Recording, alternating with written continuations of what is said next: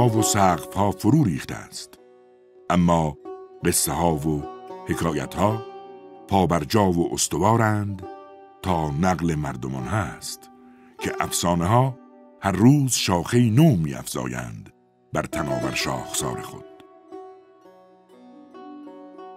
باید چشم فرو بست و دل به نقل خاموش سنگ ها و نشانه ها داد و از پس همین نقل دیوارهای بلند و بناهای سترگ را در این دشت به نظاره نشست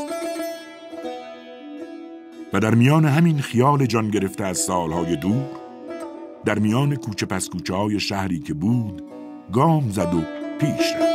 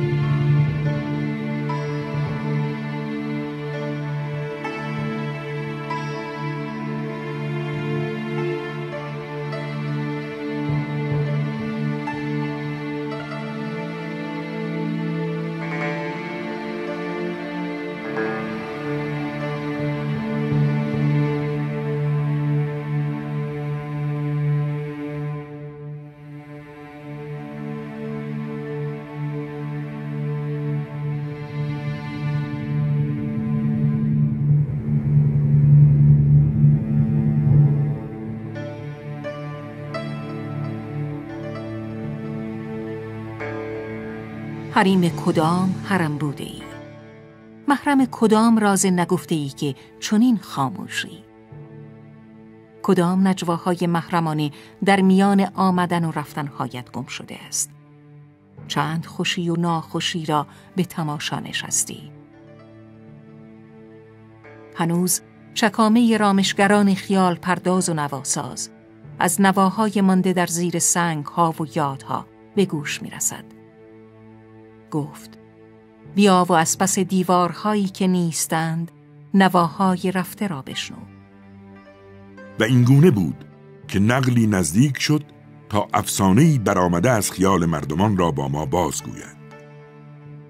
تنها صدای نقال افسانه‌گو بود که در میانه بیشاپور با ما میچرخید، از افسانه شاپور و نظیره میگفت.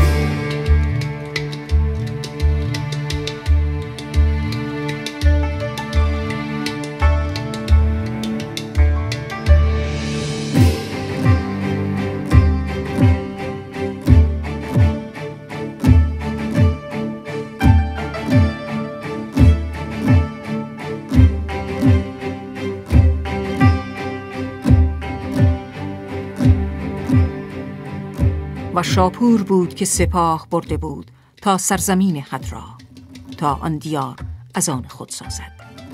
اما دیوارهای خود را چنان بلند بود که شاپور و سپاهیانش را توان شکستن آن نبود. حمله پس حمله و باز حمله دیگر، اما همه بی هیچ نتیجه. ناامیدی چون ابری سیاه تا لشکر شاپور پیش می آید و در میانه ناامیدی ستاره‌ای بدرخشید. دختر زیزن شاخ خط را پیش آمد. نظیره یا آن گونه که شاهنامه فردوسی مالکه می‌خواندش، عشق به شاپور چونان در جانش گرفته بود که با پدر خیانت کرد و کلید دروازه خط را به شاهنشاه ایران داد به امید همسر شاه شدن. شاپور فاتح و پیروز خط را شد، اما نظیره ناز پرورده به بند شد و گیسو به اسب بسته بر زمین کشانده شد. دختری که با پدر ناز خود خیانت کند، از امروز پیداست که فردا شوهر خویش به بند می دهد. و تاریخ حکایت‌های بسیار دارد، گاه پند و گاه ملال.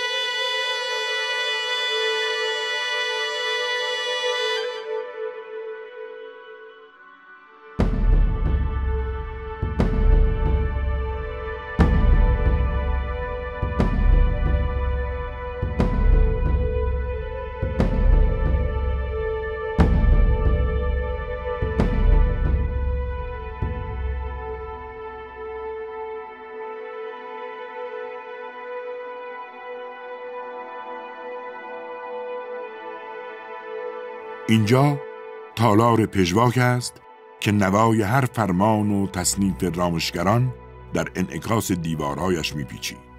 اگرچه دیوارها شکافته است، اما هنوز پژواک هر صدایی در میان قامت دیوارهای تکیده میپیچد و به انعکاس دور در تاریخ میرود.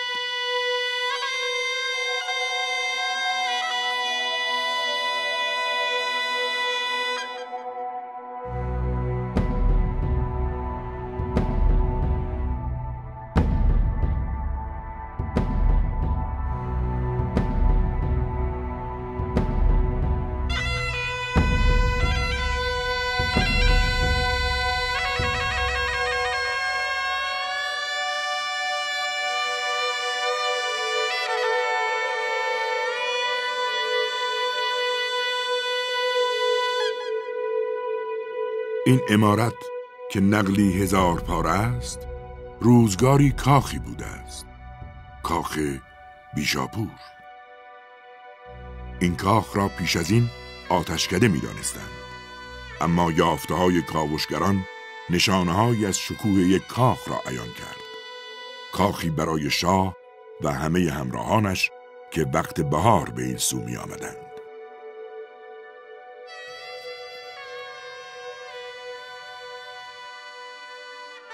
هیچ کاخی به چنین وسعت و تالارهایی در دیار پر عمارت ایران همانند کاخ بیشاپور نیست.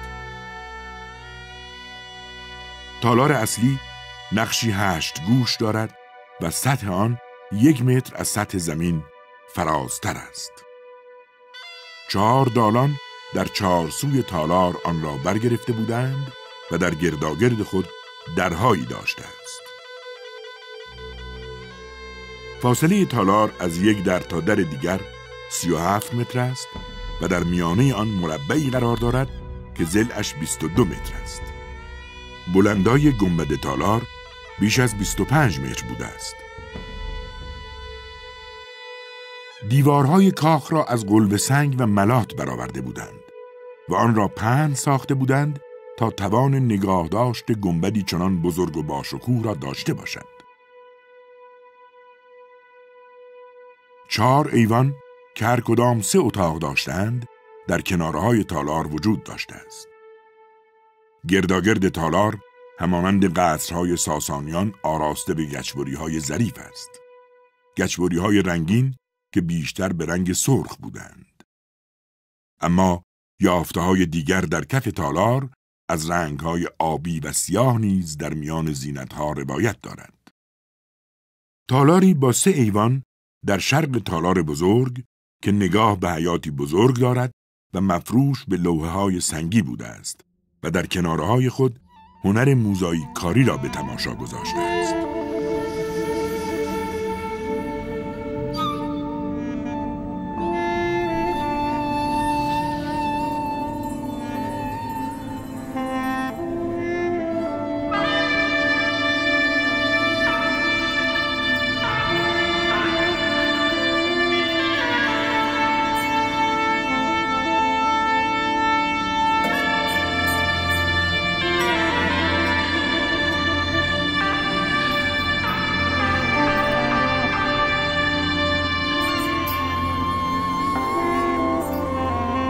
اردوی سور اناهیتا در همه جا دامن گسترده، درمان بخش، دیو ستیز و اهورایی کیش است. اوست اشونی که جان افزاید و گله و رمه و دارایی و کشور را افزونی بخشد. اوست اشونی که افزاینده گیتی است. اوست که در بسیار فرمندی همچند همه آبهای روی زمین است. من اهورامزدا او را به نیروی خیش هستی بخشیدم تا خانه و روستا و شهر و کشور را بپرورم و پشتیبان و پناه بخش و نگاهبان باشم. اوست که بر گردونه نشسته، لگام بر دست گردونه میراند. اوست که با 4 اسب بزرگ سپید، یک رنگ و یک نژاد، بر دشمنی همه دشمنان، دیوان و مردمان دروند و جادوان و پریان و کویها و کربهای ستمگار چیره شود. او را آن اردویسور آناهیتای اشون را برای فر و فروغش به بانگ بلند با نماز نیک گزارده و با زفر می ستاییم. اوست که در بزرگی به اندازه همه آبهایی است که بر روی زمین روانند. به آبهای نیک مزدا آفریده و به اردویسور آناهیتای اشون درود می فرستم.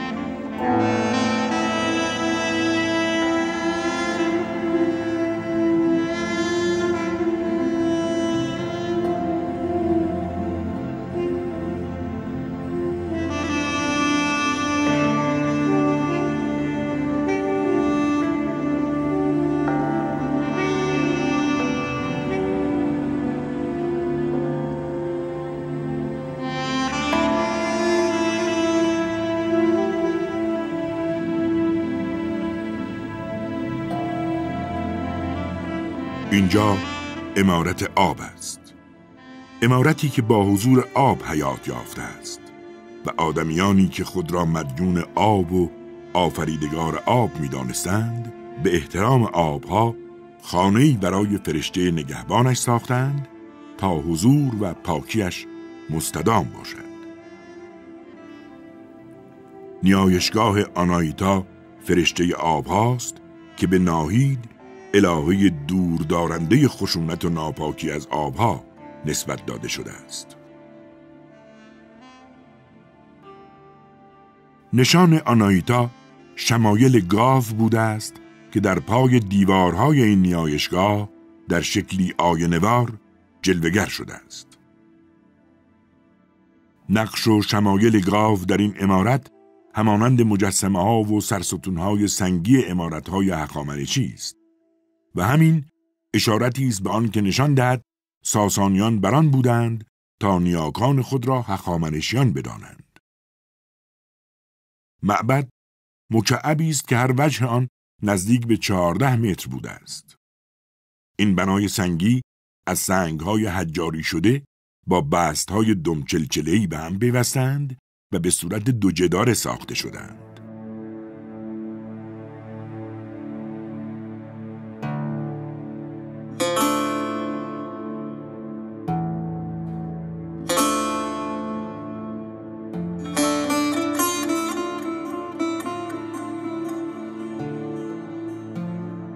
گرداگرد دالان تالار مرکزی 4 دالان دیگر وجود داشته که در آنها جوی‌هایی برای گردش آب پدید آمده است.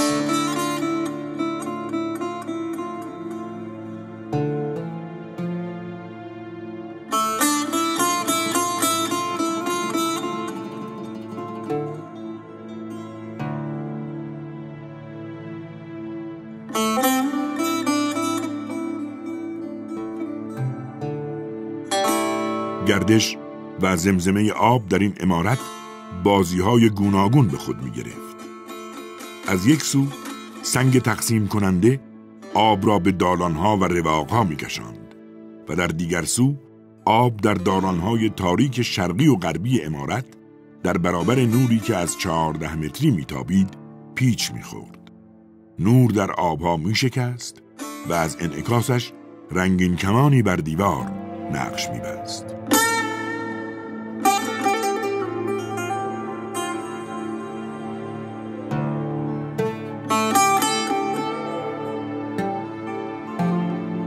و روشنایی آب از رودخانه بیچاپور در بیرون شهر راه می گرفت و با آبراهی ناپیدا در زیر زمین انشعاب می یافت تا به معبد برسد و در دل معبد هویدا شود.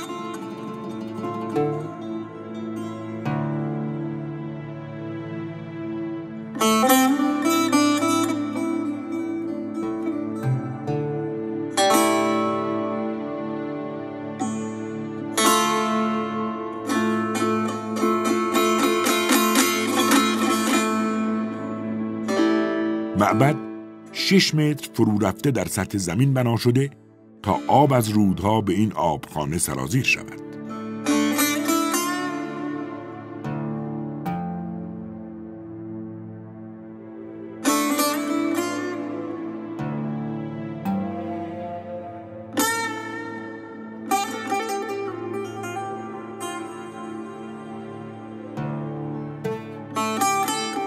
آبی که از چشمه جدا شده بود در گرداگرد معبد جانی دوباره می گرفت.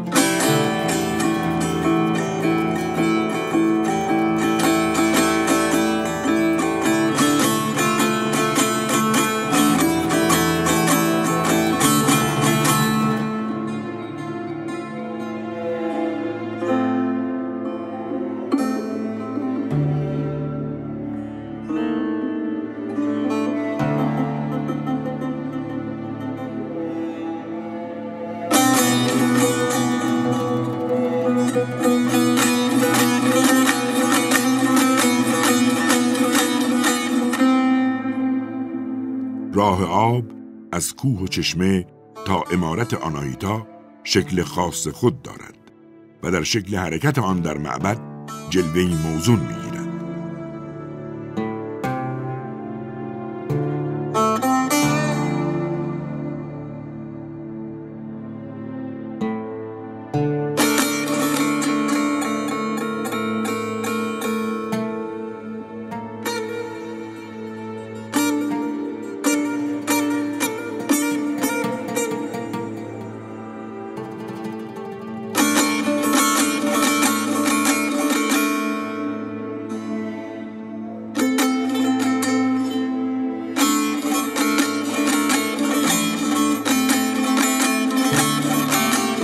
آدمی برآمده از خیال خویش است که همین خیال است که او را به خواستن و ساختن می‌کشاند.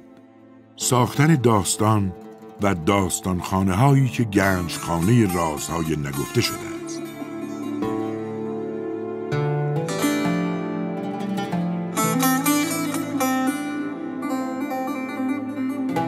زمزمه آب است که در گوش زمین نجوای عاشقانه می شود و بر خیال آدمی نشانه‌ای که به آسمان هزار افسانه پر می گشاید.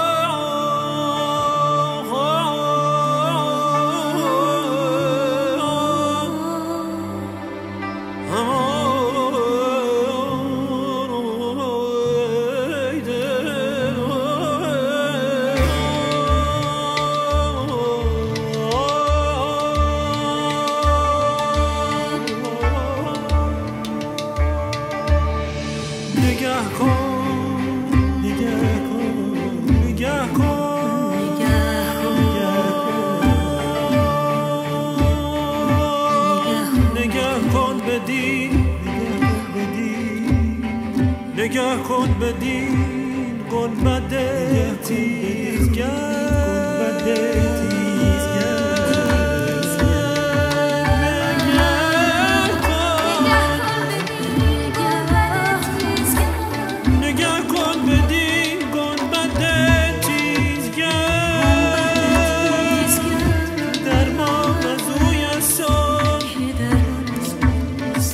درمان از اوی است و زوی است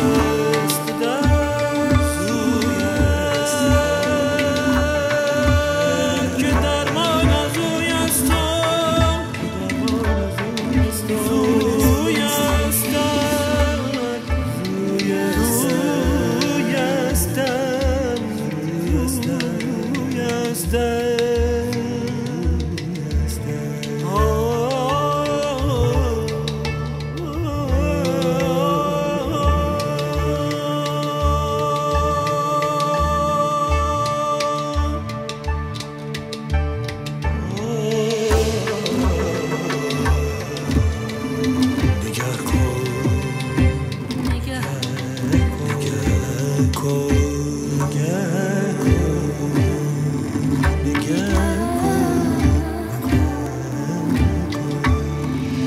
نگه کن بدین گنبد